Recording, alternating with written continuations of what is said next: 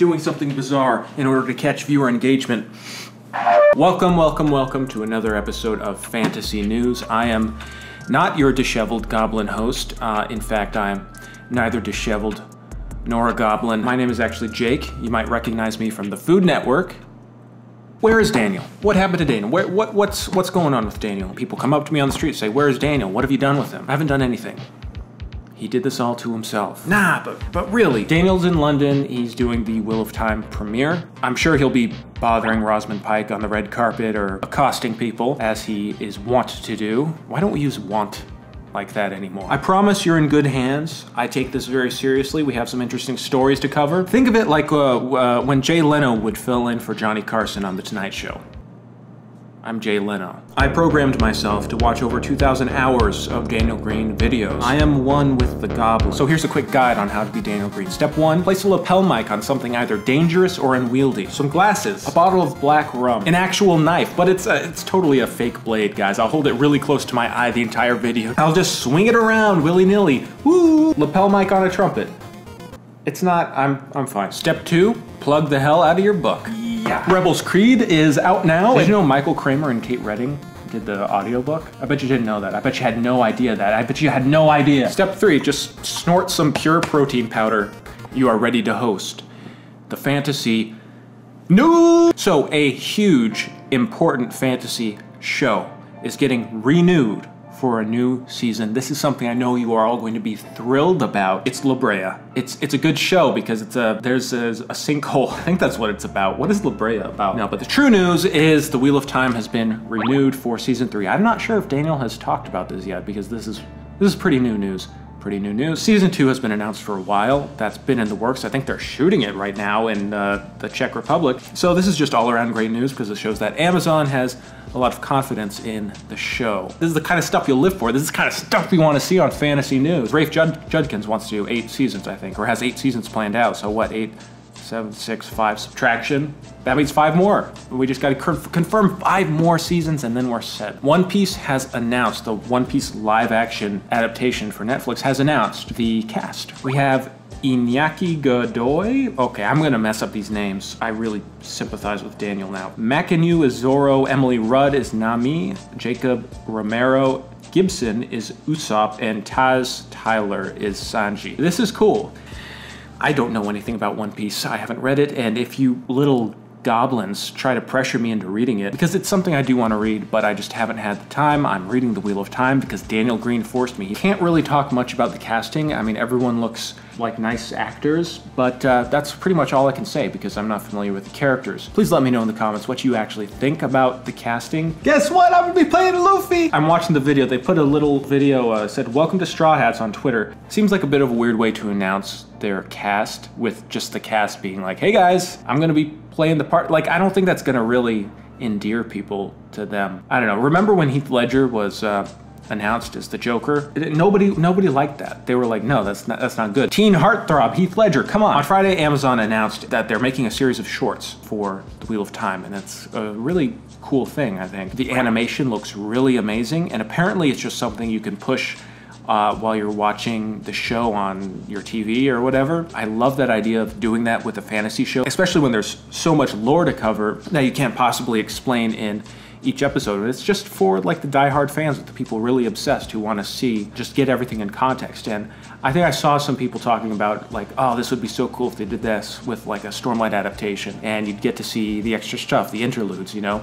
Like that's the kind of like expansive show I love to see, and I'm really excited to watch. And yeah, I can't emphasize enough how the artwork looks really great. In some more Wheel of Time news, I wasn't exactly sure if I should talk about this. It's sort of a one-off article, but I have seen people talking about it, and I'm talking about like, well, what does this mean for the show? And I hate the idea of people just getting something out of context and saying, oh, this means that the show is gonna stray too far from the books, or, you know, Wheel of Time is just gonna go downhill. Wheel of Time showrunner clashed with author on direction of show.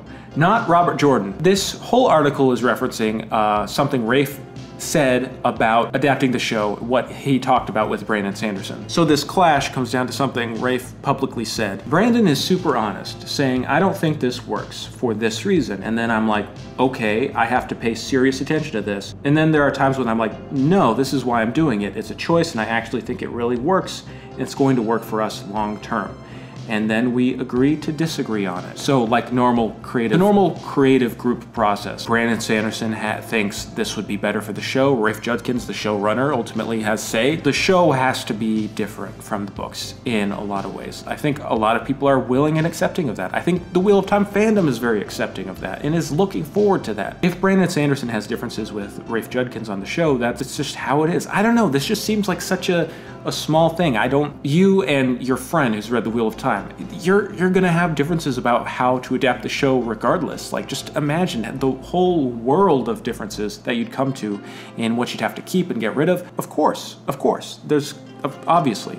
I don't know. That's what I have to say. Moving away from The Wheel of Time to probably the most talked about entertainment news, Disney Plus on Disney Plus Day, which I guess is the anniversary of when they started Disney Plus. They announced their new slate of shows, which include X-Men 97, Echo, Spider-Man, Freshman Year, Agatha, House of Harkness, Marvel Zombies, She-Hulk, Miss Marvel, Moon Knight, What If, I Am Groot, Ironheart, and Secret Invasion. Wow, that's a lot. So I'm personally excited about X-Men 97. I'm especially interested in this Spider-Man thing. Apparently it's going to follow Peter Parker on his way to becoming Spider-Man in the MCU with a journey unlike we've ever seen. Saw a bunch of memes on the internet about how Peter Parker's gonna have to deal with Uncle Ben dying for the millionth time, which will be fun. I mean, come on. Who doesn't love a good Uncle Ben dying? Probably shouldn't say that. But yeah, I don't think Tom Holland's gonna be in this, so where are they going with Spider-Man? Look, it's gonna be multiverse stuff. I mean, I'm sure there's gonna be a whole mixture of new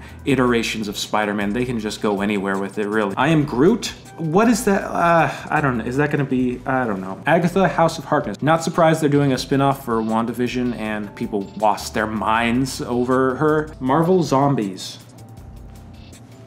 Why not? Also in more Disney Plus news, they are also adapting the Spiderwick Chronicles. I love those books. I hated the movie that they did. Not really any other news to it, just that they're doing it. More Marvel news, Doctor Strange 2 is undergoing significant reshoots. This is the sequel to Doctor Strange. It's called Doctor Strange in the Multiverse of Madness, which is a mouthful, but it's directed by one of my favorites, Sam Raimi. Just watched the Evil Dead trilogy last month. Oh my God. Love Sam Raimi. I love the original Spider-Man trilogy, even the third one. I think the third one is super underrated. This does concern me a little bit. It says Benedict Cumberbatch and Sam Raimi are working 6-day weeks for 6 weeks of new filming. Raimi's directing and Loki writer Michael Waldron is writing the new material. This could have to do with the COVID situation. This could have to do with just actor schedule availability. Who knows? Reshoots are insanely common, especially on these big Marvel movies. I liked